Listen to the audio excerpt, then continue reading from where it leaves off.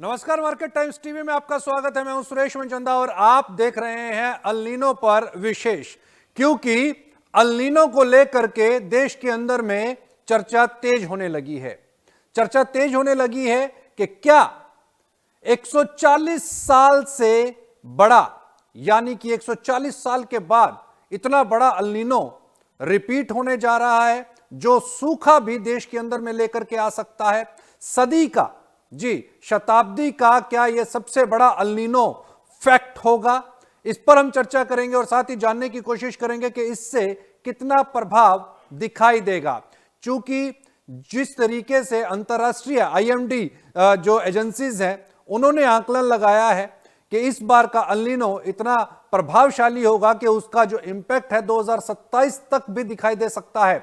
यानी कि खरीफ और रबी दोनों ही फसलों के ऊपर पे इसका क्या असर दिखाई देगा, इस पर हम चर्चा करेंगे। और साथ ही स्काईमेट के जो डेटा आए हैं अल नीनो को लेकर के और मानसून को लेकर के, उस पर भी चर्चा जारी रहेगी। हमारे साथ में इस चर्चा का हिस्सा बन रहे हैं जतिन सिंह जी, आप चेयरमैन हैं स्काईमेट से, आपका स्वागत है जतिन जी। और साथ ही वीरेंद्र काटपालिया हमारे साथ में हैं, आप एस्ट्रोलॉजिकली भी देखते हैं और चूंकि पंचांग जो है, पंचांग कुछ और बता रहा है, साइंस कुछ और बता रही है, इसलिए दोनों का ही विश्लेषण यहां पर करेंगे। जतिन जी, सबसे पहले आपके पास आऊंगा, क्योंकि अगर हम इस समय पर यूरोपियन यूनियन के आईएमडीज की बात करें, चर्चा करें, तो उन्होंने एक आंकलन दिया है। उनके मुताबिक शताब्दी का ये भयावह अल नीनो हो सकता है। 140 साल के बाद में ऐसा अल नीनो दोबारा देखने को मिलेगा। और जो आपका स्काईमेट का जो डेटा आया है, उसके मुताबिक 94% तक के आसपास मॉनसून रहेगा, सामान्य से कम रहेगा। कितना इफेक्ट आप देख रहे हैं? देखिए, ये 140 वाला तो आंकड़ा मेरे पास नहीं है। और हमेशा एक चीज याद करिएगा कि एल नीनो के मैग्नीट्यूड और भारत की वर्षा में, मतलब कि जब एल नीनो होता है तो भारत में वर्षा कम होती है। जी। अगर एल नीनो बहुत स्ट्रांग हो या माइल्ड हो तो उसमें कितनी कम वर्षा होती है उसका कोई कोरिलेशन नहीं है। तो ओके। जब तक, अगर आप पिछले 100 साल का डेटा देखेंगे तो हमेशा हम लोग बोलते हैं कि ड्राउट का चांस, मतलब कि अकाल का चांस 60% होता है और बिलो नॉर्मल का चांस 80% होता है। ऐसे ऐसे लीनो के साल भी हैं जहां पर बारिश ठीक हुई है, वो भी प्रोबेबिलिटी होती है। वो मैं 1997 और 2019 ऐसे ऐसे मुझे 2 साल याद हैं जिसमें लीनो था लेकिन बारिश ठीक ठाक हो गई थी क्योंकि उसमें आईओडी था। तो वो इसका स्प्रेड होता है। ओके। इसमें आपको ध्यान इस बात का रखना है कि ये एलिनो है, बारिश में तकलीफ आ सकती है। जो बारिश की कमी होती है और टाइम एंड स्पेस दोनों पर इम्पैक्ट करता है। मतलब कि एक तो आप देखेंगे कि अगर एलिनो होगा, देखिए वर्स्ट के सिनेरियो में बारिश को 70% बारिश तो मिलना ही मिलना, हम्म। ठीक है। तो क्या होगा कि जब सूखा रहेगा तो बहुत दिनों तक सूखा रहेगा, उसके बाद वो एवरेजेस की तरफ भागेगा। तो क्या होता है कि long period of dry days आता है और फिर अचानक बहुत सारी बारिश हो आती है। हाँ। तो सूखे, हाँ, तो ये सूखे को का कैरेक्टर इस तरह का होता है। अगर नॉर्मल बारिश होती है तो जनरली, मैं डिस्ट्रिक्ट स्टेट के वाइज बात नहीं कर, जनरली टाइम टाइम पे क्रॉप स्टेज के हिसाब से बारिश होती रहती है। सोइंग पे आए, बिगनिंग में आएगा, मिड स्टेज में आएगा और एक लास्ट वाले स्टेज पे देकर जाएगा ब्रॉडली। ओके। लेकिन जब ये सूखा पड़ता है हम्म। तो वो जो जो रिदम है, हम्म। एक तो वो बिगड़ जाता है, दूसरा क्वांटम भी कम हो जाता है।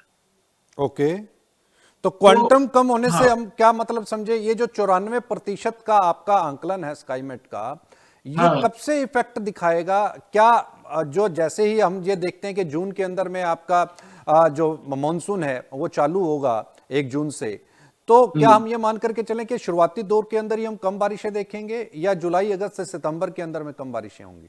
ये देखिए हमारा, इसमें मैं आपको एक चीज बता दूं। हाँ। हमारा कॉन्फिडेंस, स्काईमेट का कॉन्फिडेंस कि बारिश सप्रेस्ड होगी, कम होगी, हाँ। वो ज्यादा है। ओके। स्काईमेट ने बोला है कि जो बारिश है, लगता है कि जुलाई अगस्त में ज्यादा, मतलब कि लेटर स्टेज में ज्यादा प्रॉब्लम होगी। उसमें मुझे कम कॉन्फिडेंस है। वो एक एक एक एक स्टैटिस्टिकल वैल्यू है जिसको हमने निकाला है। तो ओके। ऐसा भी हो सकता है कि जून में आते ही बैठ जाए। पर हाँ। जो हाँ। सर्कमस्टांसेस है, जिस तरह से ये बिलो इन्वॉल्व कर रहा है, हमारे यहाँ जो एक्सपर्ट है उनका आंकलन ये है कि जुलाई अगस्त और सितंबर में वो गैप बढ़ते जाएगा, जून तक हो सकता है ठीक ठाक खिंच जाए।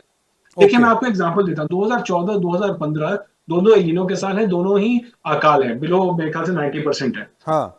2014 2015 में फर्क है, 2014 में जून फेल कर गया था, ठीक है, -55% बारिश हुई थी जून में। ठीक है। स्ट्रेस इमीडिएटली आ गया था। 2017-15 का जो मानसून है उसमें जून जो था वो +17% था, हाँ। लेकिन जुलाई बैठ गया था। ठीक है। तो वो कॉम्बिनेशन अभी बताना बहुत मुश्किल, मंथली लेवल में बताना मुश्किल होता है, पर हमारे हिसाब से ये 2015 टाइप हो सकता है कि जून ठीक ठाक निकल जाए और उसके बाद बैठ जाए।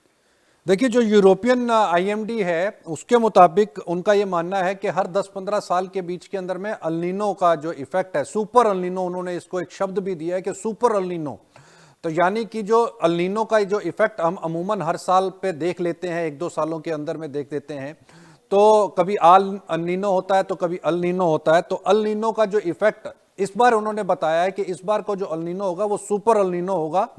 शताब्दी के अंदर तो 140 साल के बाद तो ये पहली बार दोबारा से रिपीट हो रहा है, एक बात। और दूसरा, 10-15 साल में इस तरीके का सुपर अल्नीनो की वेव्स जो है वो आती हैं और वो मॉनसून को प्रभावित करती हैं, और उसमें कई कई जगहों के ऊपर पे ड्राउट्स की भी खबरें निकल करके आती हैं कि सूखा भी पड़ सकता है। सर देखिए, मैंने शुरुआत में आपको बोला था 1997 में सुपर एलिनो था और बारिश बहुत अच्छी हो गई थी। जी। तो इस सुपर एलिनो को आप एक तरफ रखिए। सुपर एलिनो, एक तो एलिनो की डेफिनेशन यानी यानी मेट्रोलॉजिकल। हम ये मान करके चलें, जतिन जी, जो आप कहना चाह रहे हो कि हाँ, अल्नीनो का मतलब ये नहीं है कि बारिशें कम हो जाएं या सूखा पड़े।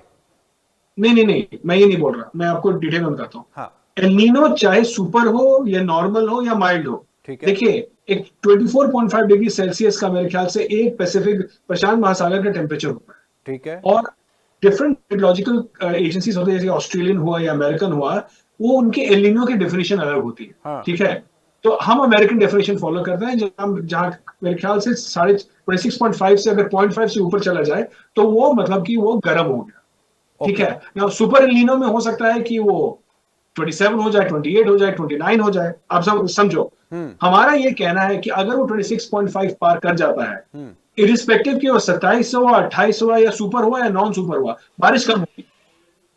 हम्म। समझो इस बात को, बारिश कम होगी, प्रोबेबिलिटी ज्यादा है। सूखे के लिए या खराब बारिश के लिए सुपर एलिनो होना जरूरी नहीं है, एलिनो में ही हो जाता है। ओके। ओके। यानी वो दोनों में अल्नीनो में ही फर्क हो है। जाता है, इसका ये मायना हम समझ करके चलें कि बारिशों की कम होने की प्रोबेबिलिटी जो है वो हाई हो जाती है। हाँ, और सुपर एलिनो की एलिनो जितना स्ट्रांग होता है उतनी कम बारिश होती है, वो कोरिलेशन एस्टैब्लिश नहीं है। ओके। ओके। तो इस साल का अपन क्या एस्टिमेट लेकर के चलें, जैसा। सर हमारा पहला फोरकास्ट है -6 का है। 2023 में -6 था। तो उस हिसाब से मैं एक और चीज बोलना चाहूंगा। लास्ट आईएमडी ने 2021 के बाद, आईएमडी पहले हर 10 साल में भारत का एवरेज नॉर्मल रेनफॉल को रिवाइज करती थी। ओके। 2021 के पहले, please correct me if I am wrong, 890 centimetre was the average rainfall for India. 2021 के बाद वो 2 बार जो है वो रिवाइज हो चुका है, और वो अब हो गया है 868.8। तो आपका जो नॉर्मल है वो रिवाइज कम कर दिया गया, 2 बार रिवाइज किया गया। ओके। ठीक है।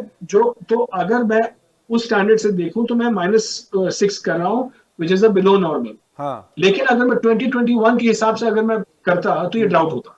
समझो इस बात को। ओके। तो ये डाउन होता।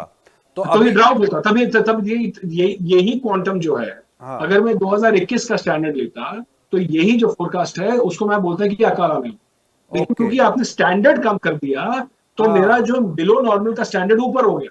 ठीक ठीक ठीक, समझ गए। तो अब ठीक ये है, सामान्य दादा से मेरा कम हो गई। हाँ अब ये सामान्य से कम बारिश हो गई कि उसकी हाँ संभावनाएं, उसकी प्रोबेबिलिटी जो है वो यहां पर बढ़ती हाँ हुई दिखाई दे रही हैं। हमारे हाँ साथ में वीरेंद्र जी भी हैं। एस्ट्रोलॉजिकली थोड़ा सा समझ लेते हैं, क्योंकि जब नव संवत्सर देश का शुरू हुआ 2083, तो उस समय पर कई एस्ट्रोलॉजर्स की इसके ऊपर पे भविष्यवाणियां भी आई और बातचीत भी आई। तो वीरेंद्र काठपालिया जी भी हैं। वीरेंद्र जी, आपके पास आऊंगा। इस साल का 2083 नव संवत्सर, जो हमारे पास में जो डाटा निकल करके आया उसके मुताबिक इस बार राजा गुरु है, और जब गुरु राजा होता है तो देश के अंदर में बारिशें अच्छी होती हैं, एक बात। दूसरा, इस साल का अधिक मास बताया जा रहा है कि इस साल अधिक मास है, यानी कि यहां पर जो मॉनसून का जो टाइम टेन्योर रहेगा वो 1 महीना और स्ट्रेच होगा, 1 महीना और बढ़ेगा, और ऐसे समय पर भी बारिशें अच्छी होती हैं। अमूमन ऐसा प्रैक्टिसेस के अंदर में देखा गया है। इस पर आपका पहला रिएक्शन वीरेंद्र। अभी मैंने काफी कुछ सुना है, जैसा जतिन जी भी कह रहे हैं कि जो अल नीनो और अलीनो का जो, इसके बारे में थोड़ा सा मेरे को ज्ञान थोड़ा कम है। अगर मैं एस्ट्रोलॉजी के हिसाब से बात करूं तो ये जो साल है इसमें जो मौसम है वो मिला जुला रहे। और अगर मैं इस अल नीनो को और अलीनो को अगर मैं एस्ट्रोलॉजी से जोड़ता हूं तो मुझे ऐसा लगता है कि जो सूर्य, वैसे देखा जाए आपकी बात सच है कि गुरु राजा है, बट साथ ही साथ हमें ये भी देखना है कि अगर हम न्यूमरोलॉजी के हिसाब से चलते हैं तो ये जो वर्ष है ये वर्ष है सूर्य का, सन का। ओके। ठीक है सर। तो सन हमारे, जैसा कि हम सब जानते हैं कि सन ग्रहों का राजा है। हाँ ठीक है। तो गुरु है वो बेसिकली सूर्य के लिए, सूर्य का गुरु है। जैसा कि अगर हम देखें कि गुरु की, अगर हम बृहस्पति की बात करते हैं तो अगर मैं राजा के मंत्रालय की बात करता हूं तो उसमें ये गुरु की भूमिका निभाते हैं। ओके। तो जितना भी राजा को एक सलाह चाहिए, कुछ गाइडेंस चाहिए, या किसी के बारे में उनको कुछ कश्मकश है चीजों को लेके, तो वो गुरु का हेल्प लेते हैं ताकि वो उस चीज को अच्छे से कर सकें। ठीक है। तो देखिए, साल तो ये सूर्य का है तो ये थोड़ा सा तो अपना असर दिखाएगा। असर किस परिप्रेक्ष्य में दिखाएगा? देखिए, असर का मतलब ये है कि थोड़ा सा, क्योंकि सूर्य है वो राजा है तो उसके अंदर जो जो एक प्रतिनिधित्व करने की जो लालसा है, जो एक अपने आप को सबसे आगे दिखाने की जो लालसा है कि वो गर्मी अपने आप गर्मी को, गर्मी ज्यादा पड़ेगी, सामान्य से ज्यादा होगी? उसी उसी पे मैं आ रहा था कि देखिए इसमें होता क्या है कि जो, अगर मैं मौसम के हिसाब से बात करूं तो अगर मैं भारतवर्ष की ज्योग्राफी की बात करता हूं, जिस तरह से ये थोड़ा गर्म देश भी है और ठंडा देश भी है, और अगर हम यूरोप की बात करें, अमेरिका की बात करें, तो वो थोड़े ठंडे प्रदेश हैं, ठंडे देश हैं वो।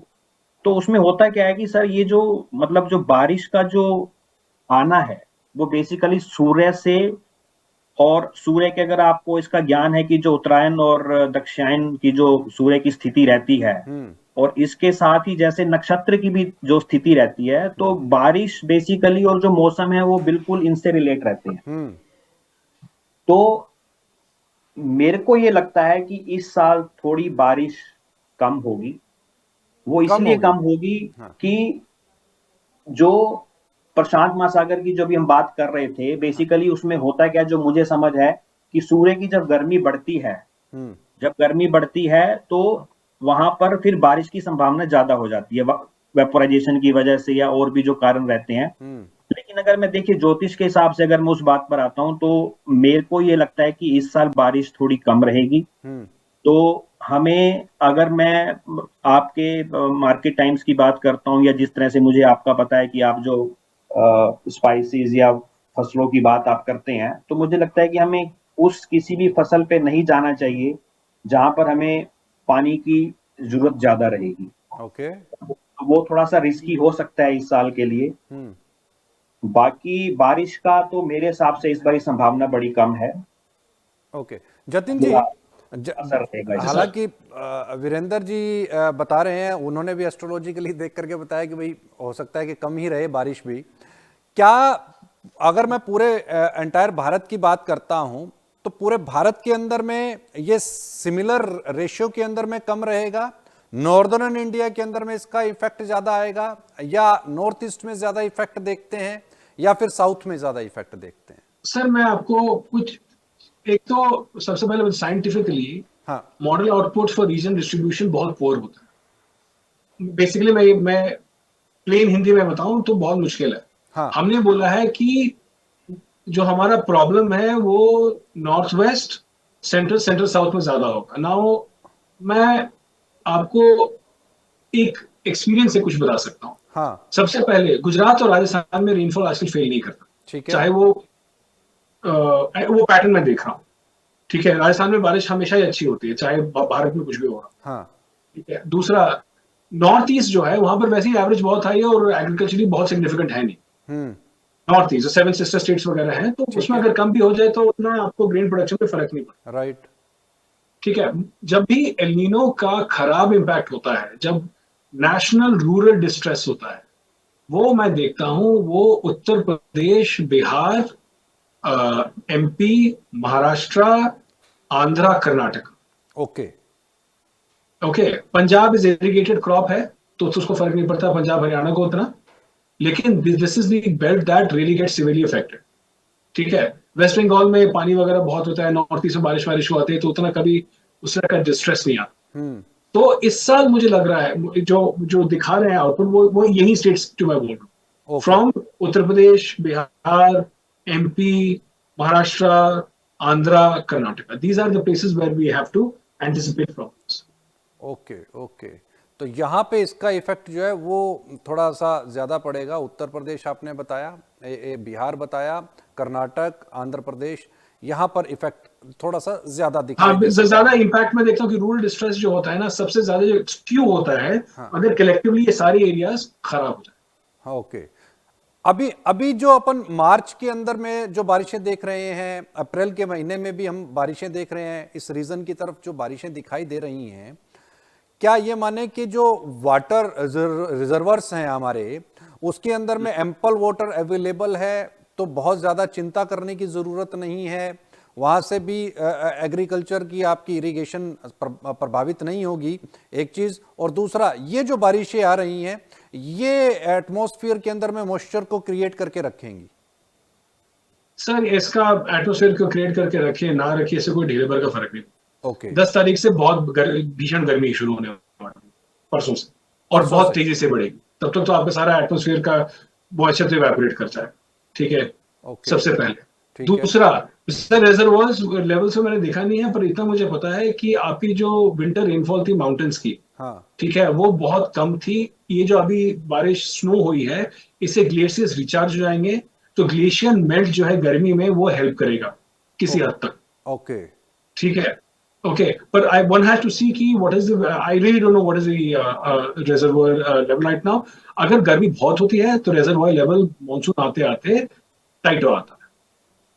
ओके। यही, हाँ, so you know, so I would say that going into the monsoon, it is doesn't look very good going into the monsoon. One has to be कि अपने पानी को, बिजली को ध्यान से रखा जाए, अपनी जो ये खाद्य और जो सीड्स हैं उनका भी ध्यान से एडवाइजरी वगैरह हो और इस्तेमाल हो, क्योंकि अभी सिचुएशन टाइट है। अभी सिचुएशन टाइट है तो थोड़ा ध्यान रखना पड़ेगा। अभी जो सीजन शुरू हो रहा है आपका चावल की खेती का, पैडी का, तो धान लगाएं किसान इस रीजन के अंदर में टुवर्ड्स उत्तर प्रदेश, आपका बिहार और आंध्र प्रदेश, कर्नाटक, इस बेल्ट के अंदर में धान की खेती करनी चाहिए। क्या आप सलाह देते हैं? सर देखिए, मैं एग्री एडवाइजरी नहीं देता, लेकिन अब धान की खेती नहीं करेंगे तो आप क्या करेंगे वो अलग बात है। हाँ। लेकिन स्टेट गवर्नमेंट्स को, फार्मर्स को धान की खेती करने के लिए तैयारी पूरी कर लेनी चाहिए। इरिगेशन हुआ, सीड्स हुआ, कि अगर मेरी सोइंग खराब हो गई उसके बाद हम क्या करेंगे, क्योंकि इससे ज्यादा आप रिस्क ले नहीं सकते हैं। अगर फॉर एग्जांपल ये 2025 का साल हो तो मैं कहता नॉर्मल ही है, आप जो करते हैं वही करते रहिए।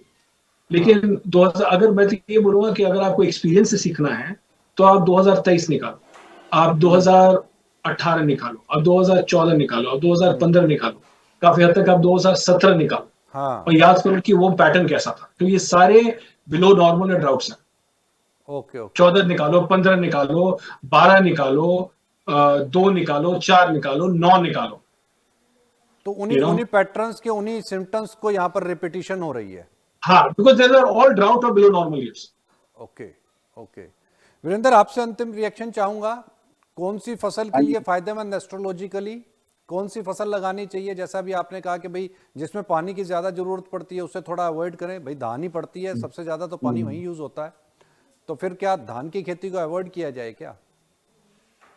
देखिए सर, मैं अभी मतलब इसके बारे में तो मैं यही कहना चाहूंगा कि धान की खेती अगर मैं नॉर्थ साइड की बात करूं, जैसे आप बिहार, यूपी, हरियाणा, पंजाब की बात कर रहे हैं, तो इधर एस्ट्रोलॉजी के हिसाब से मैं थोड़ा सा चाहूंगा कि इसके ऊपर फोकस करना पड़ेगा फार्मर को भी और गवर्नमेंट को भी, कि पानी की कमी को कैसे पूरा किया जा सके। क्योंकि थोड़ा सा इस साल मुझे लग रहा है कि इस तरफ थोड़ा बारिश का माहौल मुझे कम लग रहा है, और जैसा कि यहाँ पर इस फसल के लिए पानी की जरूरत होती है। हाँ, अगर आप साउथ में जाते हैं अभी फिलहाल वहां तो कर सकते हैं, अभी वहां की कोई प्रॉब्लम नहीं है, बट अभी नॉर्थ साइड के लिए थोड़ा सा मुझे मेरे हिसाब से थोड़ा मुझे लग रहा है कि भी डाउटफुल है।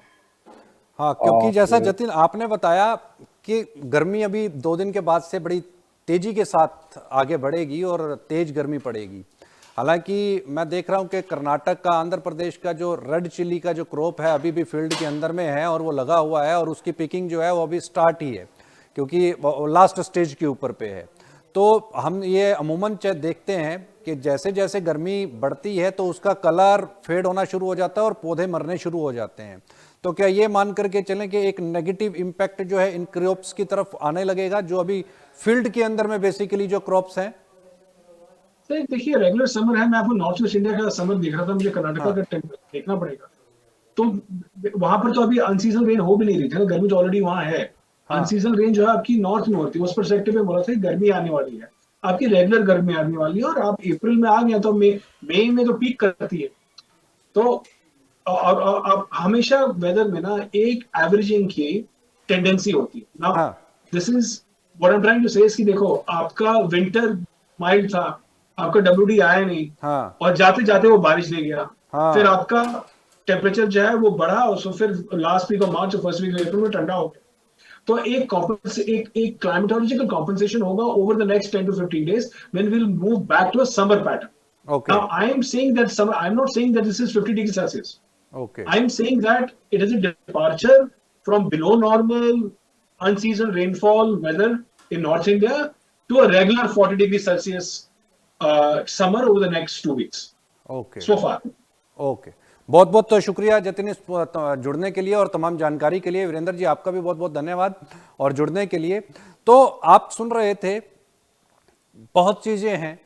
हाँ, जरूरी नहीं है कि अल्नीनो का मतलब कम ही बारिशें हों, वहां पर प्रोबेबिलिटी बारिश के कमजोर होने की जरूर बनती है। एस्ट्रोलॉजिकल पॉइंट ऑफ व्यू से भी हमने सुना कि इस बार हो सकता है कि जिस तरीके के ग्रह नक्षत्र बन रहे हैं उसमें आपको कम बारिशें दिखाई दे दें, सामान्य से कम बारिशें हों। गर्मी इस बार तेज पड़ने वाली है, इस बात से इनकार नहीं किया जा सकता। गर्मी का कितना इंपैक्ट फसलों के ऊपर पे आएगा यह समय बताएगा। कहीं मत जाएं, देखते रहे मार्केट टाइम्स टीवी, क्योंकि इसी तरह की जानकारियों का सिलसिला जारी है।